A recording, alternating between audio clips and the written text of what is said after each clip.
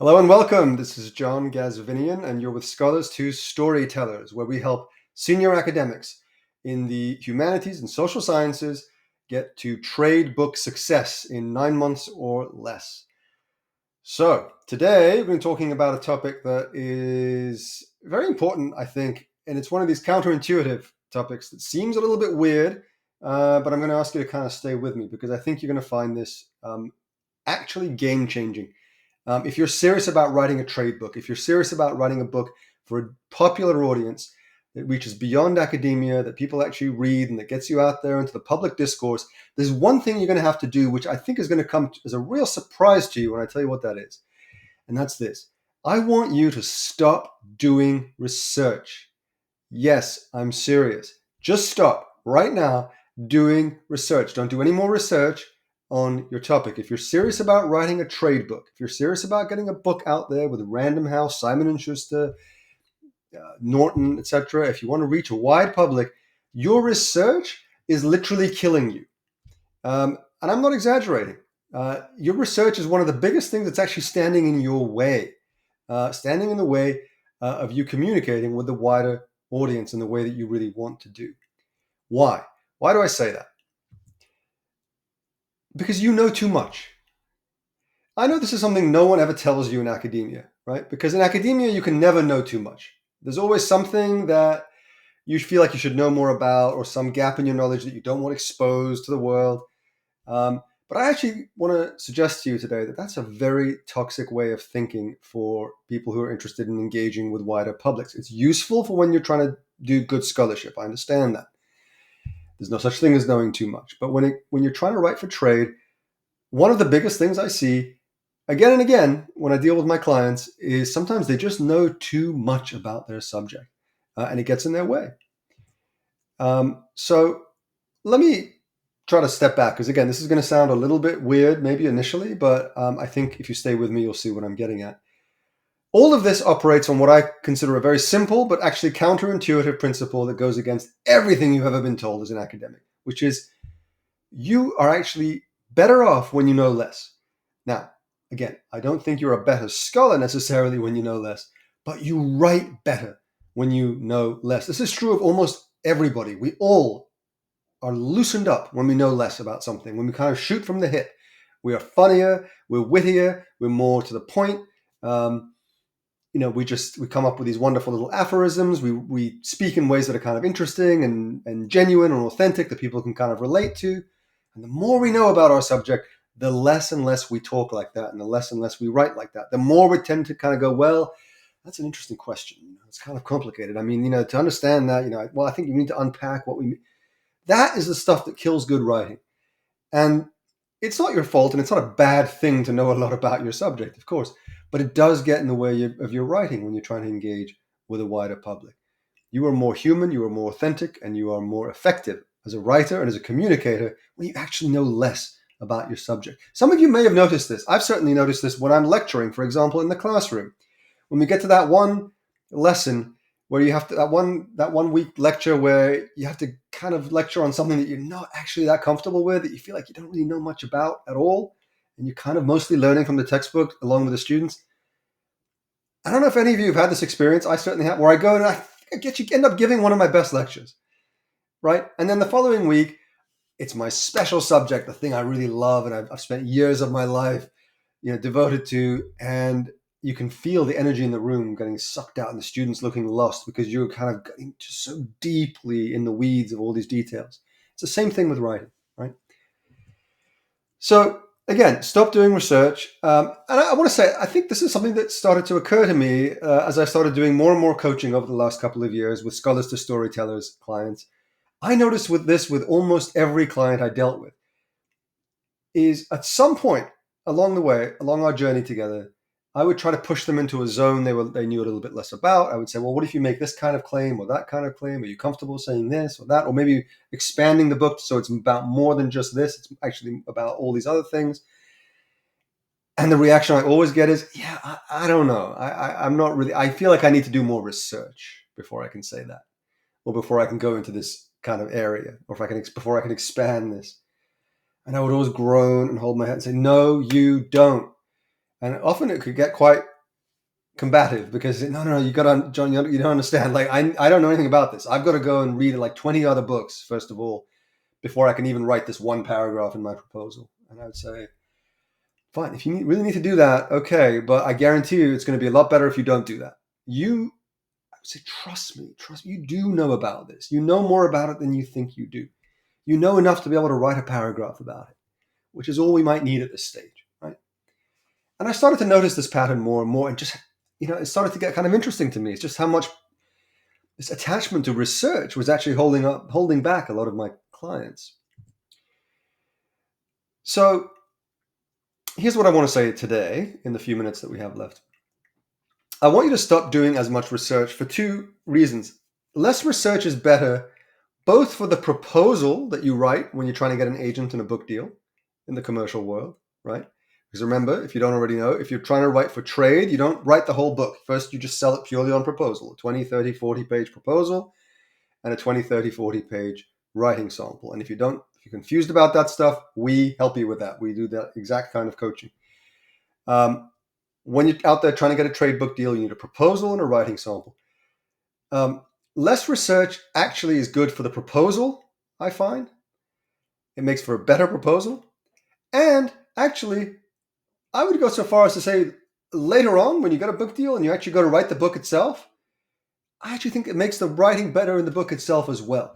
But for two different reasons. It's not the same. It's not the same reason. It's not the same thing that the same kind of operating principle, right? That makes less research better for a proposal and for the book. It's two slightly different things, and I'm going to explain that right now. So let's talk about the proposal, right? Remember, you have to do this proposal to get a trade book deal. Here are some of the reasons why doing too much research will ruin your proposal. Here's what's going to happen if you go out and do a bunch of research. Spend like another 6 months doing research before you can even sit down and write a proposal because you don't feel like you're quite ready yet. I hear this all the time. Here's what's going to happen if you do that. One, you're going to clutter it up. You're going to actually, the proposal is going to feel cluttered in the way that it reads. Two, you're going to distract from the big point that you're trying to make. With the proposal, you're trying to make one big, powerful point. I always say this, trade books have one big, driving, simple point they want to make. It's taking a big swing at a big subject. I hear this again and again from the agents that I speak to. They say, your clients, they do really interesting work, but sometimes they're not going big enough, right? They need a big message, simple message. Well, guess what? You're not going to do that very effectively in a proposal if you've done so much goddamn research that you're starting to clutter it up, right? Three, you're going to have a hard time distilling your ideas. It's going to be very hard for you to kind of succinctly say what it is you're trying to say. Four, you're going to overcomplicate. You're going to get into all kinds of different directions and you're going to say, well, it's not that simple, but actually also caveat this, caveat that. Again, we don't want to read that in a proposal. Five, you're going to bore us. It's just going to frankly be boring. Every proposal that I've ever read that's boring is, to some degree or another, boring because of too much research. Step back from your work and just say what's interesting and important about it, and you won't bore us. Six, you're going to get lost in the weeds, right? You're going to get into so much detail. You're going to keep taking us down tangents and caveats, and we don't want that. And most importantly of all, you're simply not going to write well. That's it. You're just not going to be writing from your soul. It's not going to be your best writing. You're going to be writing from your brain. Your writing will feel stiff and wooden. So those are the things that I think will affect a proposal if you have done too much research. Now let's talk about how the book itself might be affected if you do too much research. But really quickly, before I say that, actually, before I forget, I also want to say this. If you're enjoying this content, if you find this content useful, you may have noticed we're starting to do more and more videos, free video content. If you want to see more of it, subscribe to this channel, get on our newsletter. And if you find this stuff interesting, get in touch with us. We're always happy to hear from you. Always happy to do a free consultation if you have a book idea where you're thinking it might work for trade. We do group coaching. We're coming out with a video course soon. We're doing all kinds of things, including one really big announcement that I have coming up in the next couple of weeks. So check us out, www.scholars2storytellers.com. and we would be delighted to hear from you. And you can check out one of our many, many different coaching packages as well. We have 15 different coaching packages for every budget, from zero all the way up to expensive. So check us out.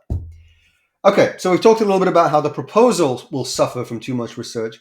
Let's talk about how the book might suffer from too much research when you actually go to write it. And in a lot of ways, this is kind of related. It's also true that when you go to write the book, research can get in your way. Why? Let's talk about the difference between your left brain and your right brain. And this might look different if you're watching me on the YouTube video. But your left brain, as many of you probably know, is your rational brain. It's the side of the brain that controls language, rationality, reason, logic, facts, dates, numbers, people's names, recognizing streets and addresses and things like that, right? Your right brain is your intuitive brain, your emotional brain. It's where all your feelings reside. It's where your intuition resides, where your spidey senses reside. It's the kind of vibes. That's what the right brain does, right?